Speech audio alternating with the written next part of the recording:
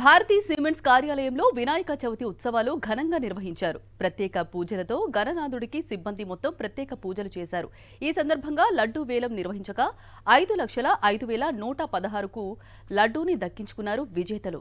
వినాయకుని ఆశీస్సులు అందరిపై ఉండాలని ప్రతి ఏటా ఘనంగా ఈ ఉత్సవాలు నిర్వహిస్తున్నట్లు Bharathi cements marketing vice president Mallareddy తెలిపారు. మేము వినాయకుడిని లాస్ట్ ఇయర్ స్టార్ట్ చేశాము. అదేవిధంగా ఈరోజు కూడా బ్రహ్మాండంగా పండుగ వాతావరణంలో జరుపుకుంటున్నాము. ఈరోజు ముఖ్యంగా కళాకారుల చేత కార్యక్రమాలు ఉన్నాయి. దాని తర్వాత లడ్డు వేలం ఉంటుంది. తర్వాత నిమజ్జనం 4:30 ఉంటుంది.